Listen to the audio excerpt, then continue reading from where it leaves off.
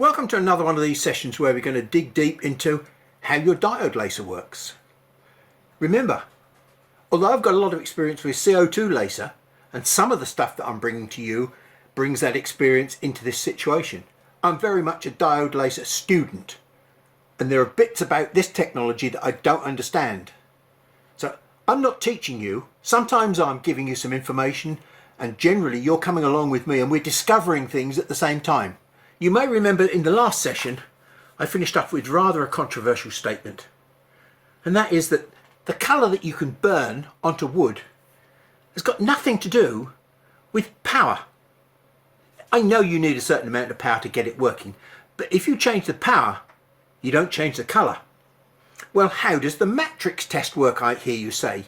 Because I can start off with a certain power and a certain speed, and all of a sudden I go from no burning to barbecued wood.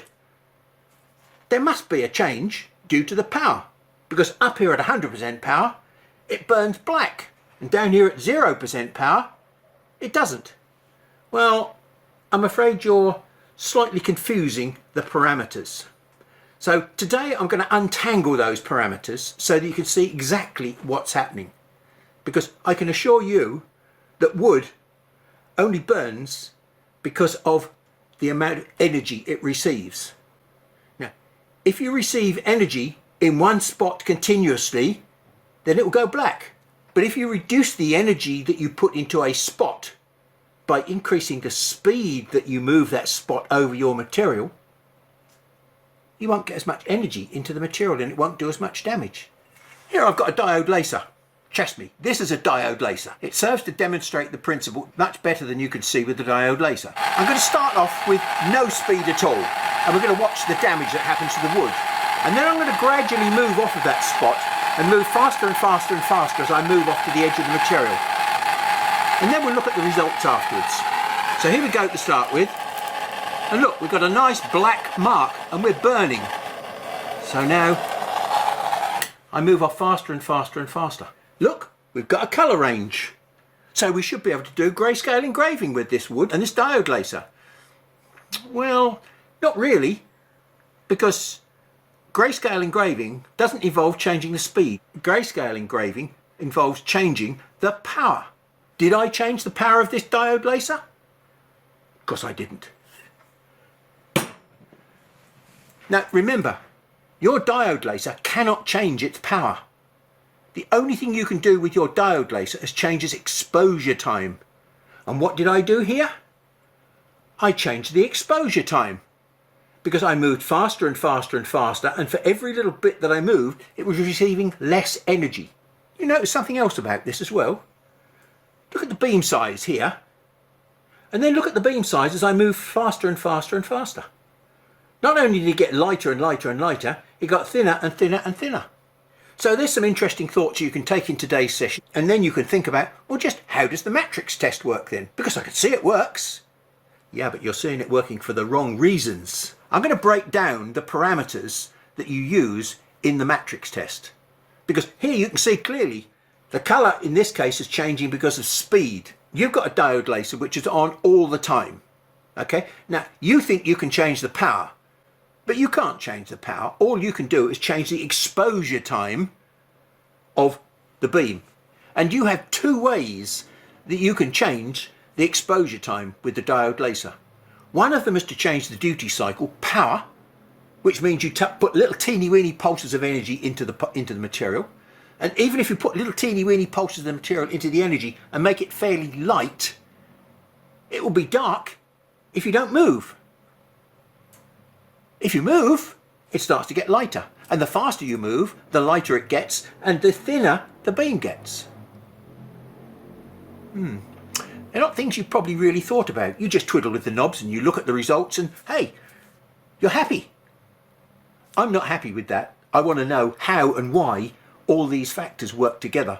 Because if I understand how they work together, I might be able to do something novel with this diode machine that you haven't seen before. Like in the last session, I ran it at 1,000 millimeters a second and was still able to remove the dye from card with 5 watts, actually 4 watts. So I'm already exploring things that other people can't do with their machine. First of all, your machine can't do 1,000 millimeters a second. If you're going to cut, You don't need speed, you just need power. If you're doing high speed engraving, you need power and speed. I've got a machine here which will run at 1400 millimeters a second if I want it to, but I'm probably going to limit it to about 1000. Now the other important thing is, as I've told you before, at the moment I'm not going to change away from this 5-watt head, because I know although it seems like a crap amount of power, there's only one diode in it. And with one diode I can find out what the technology is doing. If I start making 2, 3, 4, 5, 6 diodes, I don't know whether the 2, 3, 4, 5, 6 diodes are going to affect my results. I want to find out what one does, and then I'm very confident that all 6 are going to do is to puddle their power into the same spot and go down the same beam and increase the intensity of the beam. May or may not increase the spot size, I don't know. But today, let's go on with engraving. Now if you remember back to the days when we first started these sessions, I was talking about colour theory. What is brown? So all the colours of the rainbow are being absorbed by that wood, except the colours that make brown and are being reflected back to your eyes, so you can see brown. This wood fibre has got virtually zero absorption of 455 nanometer light, so it's not going to damage. But I've managed to damage it by pre-conditioning the wood in some way, shape or form.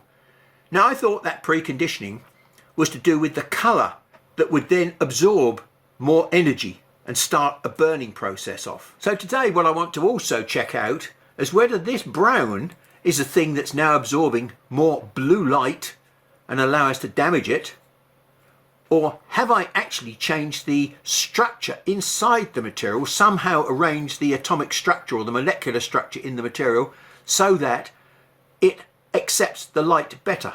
In other words, is it a material change that I've made, or is it a colour change that I've made that's responsible for the dark colour lines that I can produce in this wood now? Now we spoke about grayscale engraving a few moments ago, and grayscale engraving is something that you can only do on a material that has got a tonal burning range. There we go, look, we've got wood here. This is a tonal burning range. It goes from black to nothing. Depending on how much power and exposure time you put into this material, it will damage in a different way. We've got another organic material here, which is leather. This is another product that will take different colour ranges depending on whether you burn it black or just lightly burn it. So there's a tonal range that would potentially give you the opportunity of producing grayscale engraving. But most of the materials that you're going to be able to use don't have a colour range. I've seen people using their matrix test on glass. Glass is what I call a binary material. You can only do 2 things with it: nothing or scratch it. And if you damage the surface, you refract and reflect the light and scatter it, and you get the impression of whiteness. Okay, so that's the only way that you can damage it. You can't put colour or tonal range into this product. Here's another one which we checked out before: acrylic. You can just about mark the surface of that, provided you use various tricks, but you can only do one of 2 things with it. You can either make it white bubbly surface or clear. That's it. That's another binary material. Look, we've got black acrylic here. Look on the surface. What have we got? We've managed to get some whitish marks. Again, you can't get coloured marks on here. You can't get different degrees of whiteness. They're only white. You may think you're getting different degrees of whiteness when you look at your patterns if you do a matrix test on here, but you're not. You're fooling yourself. There's only one colour that you can turn this, and that's white. And I've told you how it turns white, because you're producing bubbles in the surface, because you're boiling the surface, and you're making the light refract off those bubbles. If you put too much heat in it, look, there's a cut edge. It's not a white cut edge, it's a black cut edge, because you've too much heat in it and you've actually vaporized the surface, not boiled it. That's another binary material. This is black anodized aluminium. Well, whatever the color of the aluminium, it doesn't matter. It's a binary material because what's underneath is white, and all you're doing is removing the color of the dye on the surface. It's a bit like virginity. You either are or you aren't a virgin. There's no in between. There's another binary material. The only thing you can do with slate is to scratch it in some way, shape or form, and this material is basically silica, sand, black grey sand that's been compressed over eons and becomes slate, a stone-like material. But at the end of the day, this is only silt, and all you can do with this is to throw heat at it and it turns into a grey glass. That's it, that's the only colour you can produce. You put a little bit of too much heat in it and sometimes you can produce a slightly yellowy type of glass. That's not a predictable process. Consequently, this is still a binary material. And then I've got a porcelain tile with a black surface. I haven't tried this, but I suspect this is a binary material as well. I might not even be able to do anything with it at all. This is one of the things I should be interested in testing. Engraving is not the simple thing that people think it is. You have to understand what your material's doing. And those materials that are not binary materials, like wood, well, to be honest, the only way that you can engrave them is if you treat them as though they're binary materials. And we'll talk about that later on as well. Well, several people have asked me why I'm not going to move on to the 10 and the 20 watt laser heads that I've already got. The 5 watt laser has got no complications to it. It's the first generation diode laser that came along. So this first generation diode laser is nice and simple. No complicated optics inside to confuse the issue. The other reason why I'm not going to change it is because look, here's one of the early first generation lasers with a 5 watt head on it. Look what it can do. When they were first brought out, they were just laser engravers. In competition for some of the bigger machines which go up to as much as 70 watts, they've had to find ways to make this look very, very attractive for £158, which is a bargain deal for a piece of laser kit, your first laser machine. Although it's got a 0.06 ultra fine compressed spot, we know that's not to be the case because I've tested it, and it can be anything from about 0.5 down to maybe 0.1, but it's certainly nowhere near 0.06 as claimed. Cheapest cutting beast. Latest laser beam shaping technology comparable to a 90 watt CO2 laser effect. Can cut through 15mm thick wood at most. Well, yeah, at most, with probably about 20 or 30 or 40 cuts. I don't know. We'll find it out later on. Laser beam shaping technology. Wow, we've seen that. Wow. Have I seen any hint of a square beam? Not really. £158 buys me some bits of metal that are held together with chewing gum and string, and the whole thing is driven by a thought process. Somehow you can get reflection off of a surface that is flat. I think the laws of science have been sort of corrupted by a little bit of artistic license there. So what I'm really showing you here is the distance to which they go to stretching the truth to try and get you to buy this bit of kit. Now, the casual user of these machines will only use Lightburn, and they will fiddle with a few parameters like speed and power, and they will never understand much about how their actual diode laser works. All they want to do is make a few dollars on the side, engraving some glass, some cardboard, some whatever it is they want to engrave. Regardless of what the advert claims, this is not a cutting machine. This is really only an engraving machine that can cut under very laborious and tedious conditions, but we shall get onto those, I'm sure, in a later session. So in the meantime, we're really going to dive deep into how your diode laser works for engraving. In previous sessions you've seen my little dot and dash test pattern, which is designed with a single pixel which is 0.1mm wide. Now that means I get 10 pixels per millimetre. And remember, a pixel is something that appears on this screen, and it's information that's sent from this screen down to your controller, and then your controller turns the laser beam on and off to burn that pixel onto your material. This is the width of my pixel, and I've drawn it like this because there's all sorts of things that are going on in here which we'll talk about in a minute. So if I want to get the cleanest possible output from my diode laser, I really want 1 pixel, 1 burn. So 0.1 pixel means there's 10 pixels per millimetre, and if I'm running at 400 millimetres, that's 4,000 per second. Second means I need to run my PWM system at 4,000 pulses per second to give me 1 pulse for every pixel. And look, here we are. Here's my image. I've got 1 pixel wide and I've turned the laser on for 1 pulse, and there it is. Because I can, and you can't, I can run my system at 8 kilohertz because I can choose the frequency that I want to run at. So now I'm running at the same speed, but I'm actually delivering 2 pulses per pixel. And here they are, look. There's a red pulse that goes half a pixel and a blue pulse, the same power pulse. They're both 5 watts, but I've just given them different colours to show you what's going on. So we've got 5 watts plus 5 watts, continuous. And here we've got 5 watts continuous. So the end result is exactly the same, regardless of whether I run at 4 kilohertz or 8 kilohertz.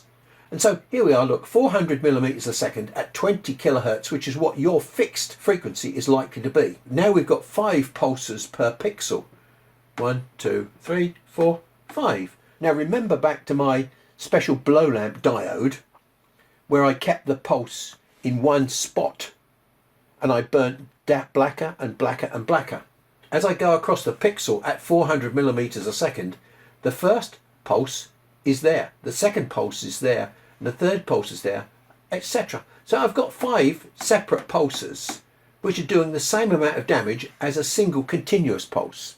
So far, so good. Your machine is exactly the same as my machine when you run it at 100% power. Now I'm going to stop at that point because I'm going to come back to 50% power after we've discussed another piece of science. Your eye seems like a very wonderful piece of kit. It deceives you the whole time. Here's one of the deceptions that it makes. Now, that's a black square, that's a mid-grey square, and this is a light grey square. If we go back to colour theory, you remember that I told you that white is not a real colour. Black is not a real colour. I know you see them as colours, but that's only because your brain has invented this notion of black and white. A piece of white paper reflects all of the colours of the rainbow into your eye, whereas a piece of black paper sucks in all the colours of the rainbow and you get no reflected colours back to your eye. Having understood that there is no black in the rainbow and there is no white in the rainbow, are there any greys in the rainbow? Of course there's not.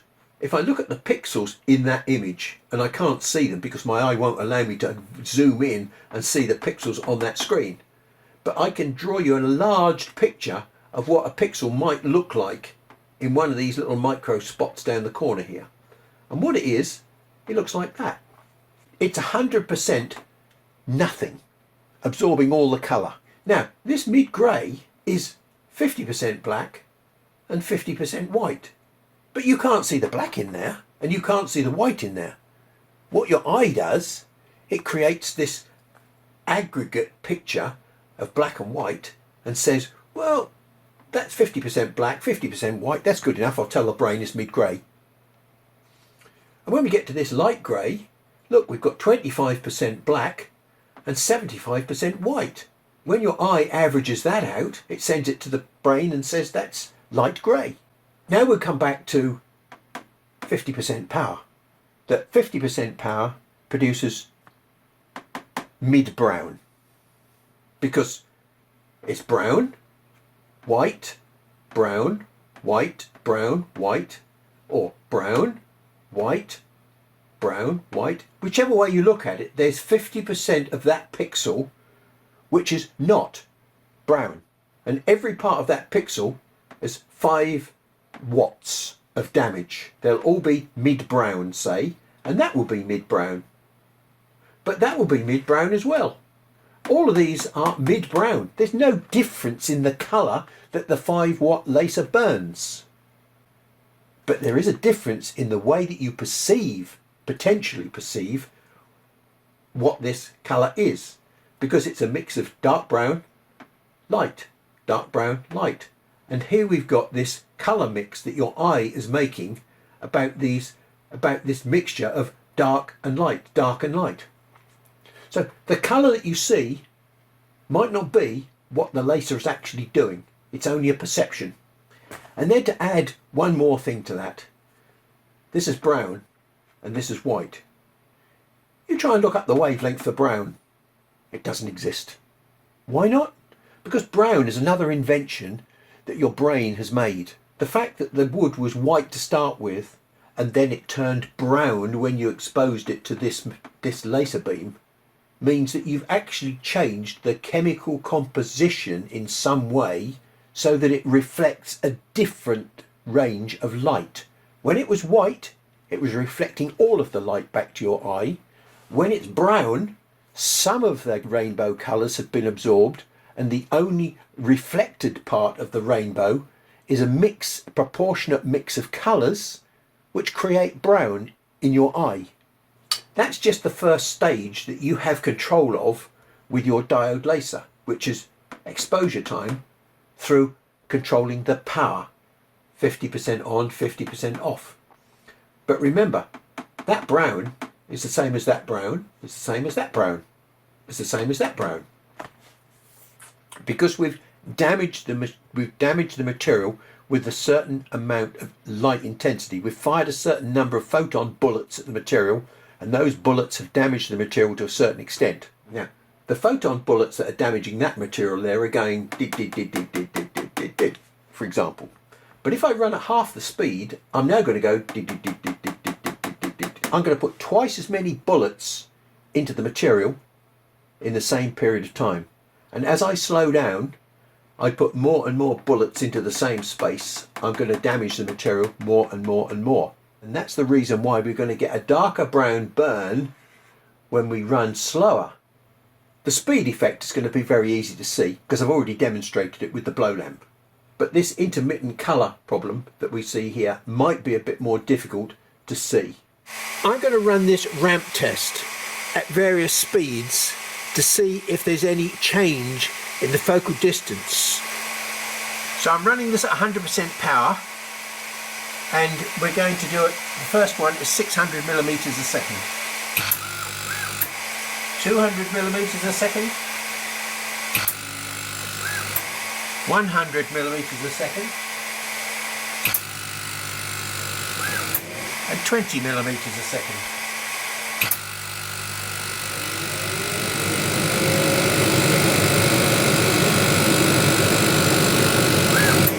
So that one is with the flat side up. We're now going to do the compound lens with the flat side down, i.e. running the lens the correct way round.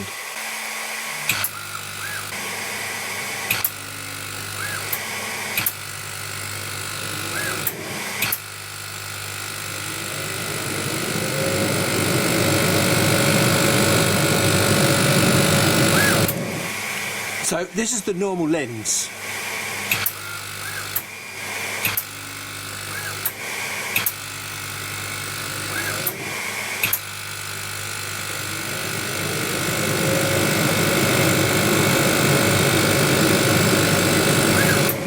Now, to try and find the focal point, we're looking for the thinnest part of this line on the ramp.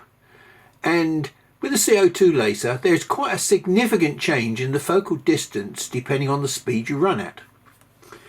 This is rather surprising, and it tells me a lot about the beam and the focal point itself, because here we've got 20 millimeters a second, 100 millimeters a second, 200 millimeters a second, and 600 millimeters a second, with a compound lens using the lens the wrong way round, i.e. flat side up. Forget about the actual positions on here because they don't mean anything. I set the ramp in such a position that these lines represent 1 millimeter difference in the focal distance. Now, forget the dots, just take a look here and here and here and here. Look, from 600 right the way down to 20, we've got no change in the focal distance at all. And then we looked at this one over here, and we've got a similar pattern. The difference in the focal distance is, I don't know, probably less than 1/4 of a millimetre or something like that. And that probably is due to my eye assessment of where I think the thinnest part of the line is. It's quite staggering that both of these lenses are producing a focal point which is stable, regardless of speed. So let's compare that to the normal lens. you know, taking into account the variation that you can get with by just judging these thinness of these lines by eye, and that being 1 millimeter, I mean, they're virtually the same focus. Now when I look at all three results and see the same pattern of almost zero focal distance variation, it tells me a lot about the beam that is entering the lens. When we look at these results under the microscope, I will illustrate why the intensity profile of the beam entering the lens looks like that sort of shape. It's virtually a flat, uniform intensity, nothing like the Gaussian intensity that we normally see on a CO2 laser beam. Because the intensity profile of this beam is essentially constant over maybe 80% of its diameter, this is going to perform a bit like one of the experiments you saw in an earlier test where I used a lens to focus sunlight. And you remember, I used a lens to focus sunlight, but I could remove huge parts of the centre of the lens and it still worked perfectly okay at burning a piece of card. The centre of the lens in this instance is still relatively unimportant because we've got a parallel beam of light, and what we're doing, we're really focusing these sections here down through the lens to a focal point. What's happening at the centre here is less important. So even though this central section here, as we pointed out, was actually going to focus way beyond the natural optical focal point, there is still going to be a focus of some sort. But these beams down the centre are going to be focusing a long way out. It's not until you get a little way away from the centre and you start getting these beams coming back to do this sort of damage, i.e. they collect in a small area, and that becomes a focal distance or a focal point where you get high energy. On a CO2 laser, because these rays are very, very high intensity, they have an effect on the cutting. But if these rays are uniform intensity rays, they have relatively little importance to what's happening down here. So that begins to explain clearly why we're not getting a change of focus. And that uniform light intensity, regardless of the lens itself, is allowing us to focus the light into a very small area. So because that intensity point remains the same, it doesn't matter about the speed. You will get a lighter or a darker burn depending on the speed that you run. For each one of the lens tests that I've done, there will be a different focal point. But once the focal point has been set, because we've got uniform light entering the lens, that focal point will not change. From the crash investigating principle, we can work out what's happening up here from what we see down here. This is 20 millimeters a second burning into my piece of green card, as you can see. And there are several things that we can note about what we're looking at. We've removed the dye from the edges. And then we've got a little bit of charring, carbon, on the top of the card layer underneath. And then all of a sudden, we get some depth. And let's just have a look at that depth, because remember what I was telling you about black lines that are not really black at all. It's just that you can't see into them because there's no light getting into them. I'm going to raise the table up so that we can look down into the slot. And as we look down into the slot, you'll see that the edge of the card is probably looking, well, it does look a little bit brown, I suppose, but look at the bottom of the slot there. You would think that the bottom of the slot would be black, but it's not. It's white, it's card, it's pure cellulose. And look, it's fairly uniform all the way across there. Although we've got a flat intensity profile, that flat intensity profile is almost acting like a milling cutter. It's producing a flat-ish bottom, and it's of such intensity that it's actually vaporizing the material and not leaving a carbon film behind. All these facts are interesting facts which help you to build a picture of how this laser beam is actually working. I've done some measurements on these now at the focal point, which is about there. Now you can see how that beam has changed dimension just from the size of it on the screen. And so the little chart that I'm just about to show you documents the whiteness, which I consider to be the width of the beam, is this little tail area here on the intensity profile. And here we've got the width of the groove. Well, I can't get this picture on the screen because it's so wide. This is 10 millimeters below the focal point of the normal lens. And you can see we've got a slightly exaggerated pattern of what we saw towards the focal point, because now the intensity profile is spread out. It's gone out into a little cone. So we've got our loss of dye, then we've got our carbon, and then right in the bottom of the groove, even out at 10 millimeters below the focal point, we've got just a small amount of scorching there, but look, we've basically still got enough intensity to actually vaporize the cellulose, because we're not leaving a carbon film behind. We're not just charring it. There's some other useful information that we can gain from here, but you'll notice how this line changes from white to maybe a sort of a brown very quickly, and then to a black. And the black is because the line is getting thinner and the light isn't getting into the line. And as we go down further and further and further, hey, we get some scorching. We get colour. White would indicate that we're evaporating the material, and brown tells us that we're scorching the material. Well, if we want to do engraving on wood, we don't want to evaporate the wood. We want to scorch it. When we start testing with real wood, we don't want to vaporize the wood. We want to scorch the wood. So we've got to find a speed and a focal distance that will allow us to create brown. If we create thin lines, it looks as though we may be producing black lines. They are just happen to be very deep lines that don't allow the light in, so you can't see the colour inside that groove. Okay, now here's that table of data that I promised you earlier, where I've measured the beam diameter and the slot width. Now, I don't like normally looking at sets of figures because I can't see patterns in sets of figures. I normally like to plot them out in a graph. I see something very strange here happening with the slot widths, both here and here and here.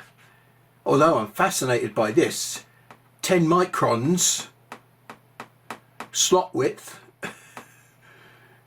when I'm using the lens, the compound lens, the wrong way up, that's an incredibly small cut width, kerf effectively, 0.01. Now I've measured these very accurately with the microscope. Let's see if we can make sense of this, because at the moment it doesn't make sense unless.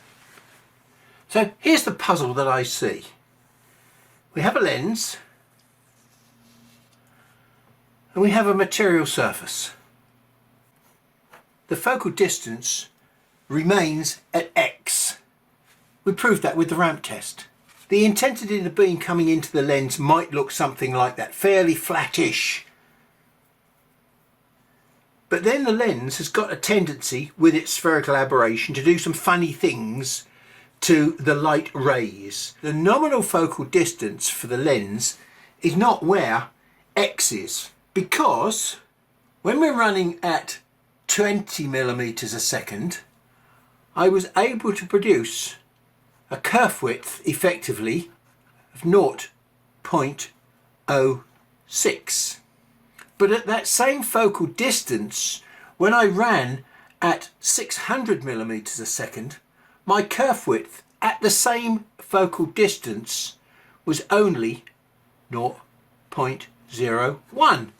So how can the same beam produce different width kerf? Well, the answer to that question, I think, can only be because there is a variable intensity profile in this beam as it gets to the focal point. There might not be too much of a profile change here, but as it starts focusing these rays down, it must be doing something silly like this.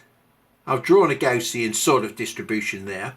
At 25 millimeters a second, there is enough time, the intensity at that part of the beam, to burn 0.6 wide. At 600 millimeters a second, we have to have a much higher intensity to burn 0.01 wide. Because as the speed goes up, bullets hitting a single spot goes down. but there must be sufficient bullets hitting that single spot to cause 0.01's worth of width damage. When we get this very slow speed, yes, we've got a deep groove going in there that's 0.06 wide, but in addition we've got sufficient low intensity out here to cause the die to disappear. So that's not the beam width, that's just the beam width that's got sufficient intensity for that amount of time at 20 millimeters a second to do that amount of damage. So it comes back to this thing that I keep talking about. Intensity and time are related factors that cause damage to material. At 600 millimeters a second, we have to have a very high intensity to do the damage at the same place, but we're only doing 0.01's worth of damage. So what we've done here with our ramp test, we're seeing cutting. We're not just marking the surface. At the focal point, there is sufficient energy to cut a groove in the material. From my work with the CO2 laser and decoding how laser beams work, what it means is that at 600 millimeters a second, what we're doing is this. We've got sufficient energy in part of the beam to create a hole which is 0.01 wide. Okay, now the rest of the beam is still here. The intensity in these parts of the beam are insufficient to damage the material for the amount of time that you give it. The only part of the material which is giving way to the beam is this 0.1, and so we create a hole in the surface which looks like this. Okay, and over time, not very much time, a little bit of this will have an effect, but only a small amount of it.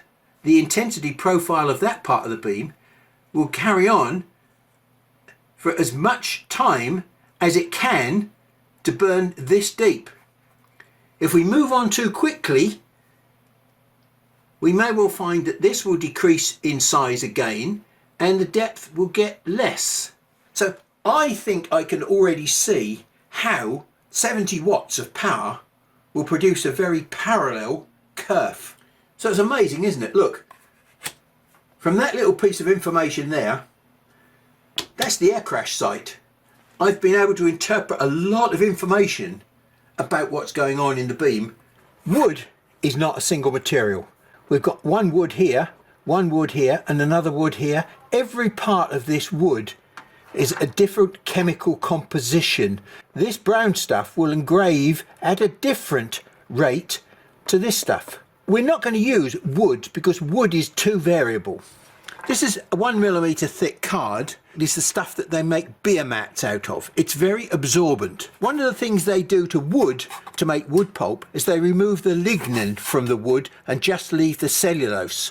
So that's what I'm going to be using as my standard test material because it's got a constant damage threshold. The table on this machine doesn't come up high enough. I've had to put on a sort of a temporary table, just a piece of acrylic, just to produce a flat surface. We're using the standard lens at the moment. I seem to think that we set this at around about 29 millimeters for the best focus. So 15 and 10 is 25 millimeters. We've now got the focus set 4 millimeters into the material. So I'm going to gradually drop the focus down. So I know the beam is now out of focus. I'm not going to be too fussy by how much I drop it. I'm just going to keep dropping the table down little by little until I pass through what I think is the thinnest possible line. Right, now I've got several problems here. A, I don't know what the damage threshold of this material is, and B, I don't know what the focus is. So I've set the power at the moment to 100% for my 5 watts that I've got here, or my 4 watts that I've got here. And I've set the speed to 25 millimeters a second, which looks as though, from my focus tests, it should do damage to paper or card. And I've created a simple test line, which is 25 millimeters long, just one line. That's lucky, it did mark the material. And it produced what looks like a black line. Drop the table down a little bit, and we'll run the same test again. And now we're getting thicker, so I've got to come back up again. Nearly there, not quite. And I would say that's about as thin as we can possibly get. That was how simple it was to find the thinnest possible line, which is there. Okay, so now what I've got to do is to find out what their focus is. 15, 16, which means it's 31. Okay, now I've found the focus, what I'm going to do is some matrix tests. I'm not going to do the matrix test itself, I'm just going to do some small squares at different parameters so that we can illustrate exactly what's going on with the matrix test. I think the default setting on the matrix test, a line interval of 0.08, which, if you remember, was what was claimed as the spot size for this laser. We're going to run this at the same speed, which is 20 millimeters a second. But I'm going to stop that. There's no point in doing 10 millimeters at that, because look, you can see it's completely black. So let me make a quick change. Same power, same speed, and it's still black. One more change.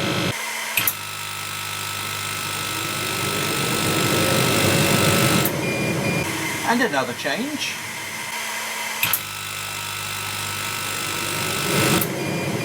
Oh dear.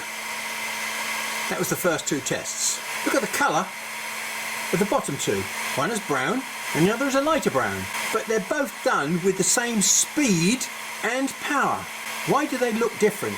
They're not really different colour browns at all. They're both exactly the same colour brown. The top one spaced at 0.4 of a millimetre and the bottom one is spaced at 0.6 of a millimetre. And your eye has averaged those out. This was 0.4 and this was 0.6. If I close that up to get rid of the whiteness in between the lines, maybe we shall finish up with a slightly darker black-ish looking square. So colour has got nothing to do with speed, because they were all done at the same speed and the same power. Well, I say nothing to do with speed. It has got something to do with speed, because I'm going to run that same test now a lot faster. The problem is I haven't really changed the colour. What I've done, I've changed the line thickness because I've run at a different speed. So how do I get the colour to change? Because that's only an apparent change of colour because of your eye. Remember how these lines here for the normal lens at the focal point are incredibly small. And what we found is that we had to move away from the focal point to get some line thickness or some reduced intensity, because the centre of the beam is actually cutting a groove, a nice black groove, as you can see. Although it's not black, it looks black. So let's try changing the focal distance to make the beam wider and less intense. I've got no idea how much we're going to drop it by, but we'll just guess. And we'll run the same test as that one. Now look at all the different coloured browns that I've got on there. Now I'm showing you this 0.6 spacing, line spacing to start with, and you'll notice how the lines are only just about on the top and bottom of the picture. I'm now going to reduce this from 0.6 to 0.4. We're getting some sort of coloration coming in on this white, if you like, virgin background. So let's reduce the line spacing now to 0.3. The little bits of white in between have been cooked and they've turned brown. And remember how your eye works? But look, there's still lots of space between the lines. So the point that I'm making there is your perception of colour is been clouded by the inability of your eye to focus down accurately on what's going on. All these lines are exactly the same colour. I'm sure that from your perspective you can see that that colour brown there, which is the one with the white but brown pieces between the lines, and this one, which is done with out of focus, they look virtually the same colour. So we're going to look at that one again and this one to see why that one looks the same colour as that one. Okay, so here's that first image where we've got dark, what appears nearly black lines, but we know that they're not dark, it's just absence of light that makes them look dark, and this cooked white section between each line. The overall impression of this is a pretty uniform dark brown. Now let's move on to the other dark brown picture to see what the difference is. And there it is. Now, when we look at it close up, you can see it's completely different. But your eye is still interpreting the black that it sees here and the white as the same colour dark brown. So when we wind ourselves to the end of the scan, you will see what the difference is. These are scan lines and they're white. And these are bits of black in between the scan lines, bits of carbon, debris on the surface. This is completely the opposite way round to the picture I've just shown you. Now in this case, the white lines are shallow enough to show up as white. This is what happens normally when you use the matrix test. And let's look at this with a little bit more detail on a higher magnification. Now there's the surface of the card with all the cellulose fibres. Okay, so I will raise the table up and there we are, we're now at the bottom of the cut. There's even a little bit of carbon in the bottom of the cut. Let's drop the microscope table and we'll come back into focus on the surface. And there we are, look, we've got bits of carbon that are between the cuts. And that's what's giving you the impression of brown. Your eye is seeing completely different things, but creating apparently the same colour. I'm sorry to make you mistrust your eyes, but hey, this is a fact of life. That was done at 20 millimeters a second. So we ran the same test again, but at 25 millimeters a second. Now this is the 20 millimeter a second image, and you'll note that although you've got black between the lines themselves are not completely white. They've got a brown tinge to them because as I showed you, you've got carbon in the bottom of the groove as well. Okay, now let's move on to the 25 millimeter a second version and wonder why it's a little bit lighter. Well, there we go. You've got a little less carbon between the lines, but you've also got a little less brown in the bottom of the cut. So the overall impression of that one is a slightly lighter brown. But we've now kept the speed the same, and the next one is a little bit more out of focus. And that is why you've got a significantly lighter brown. You've got hardly any carbon there. You maybe can see how deep that one is cut. These are not surface marks. These are deep engravings, if you want to call them engravings.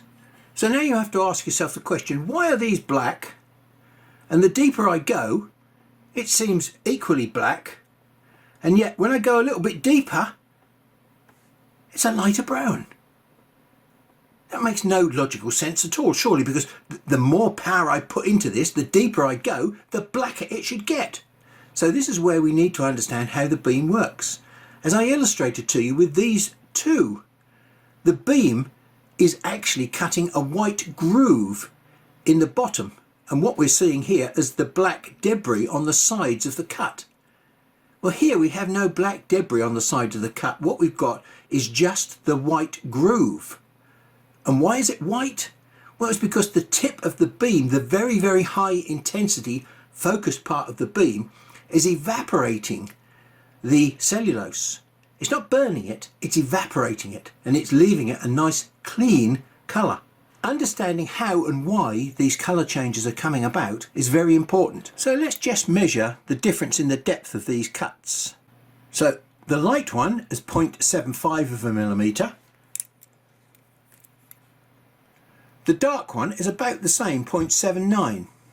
And the very dark one says 1.11. There's a good reason why you would see a deeper cut, because remember this one was done at 20 millimeters a second. So the cut is definitely deeper than this one that was done at 25 millimeters a second.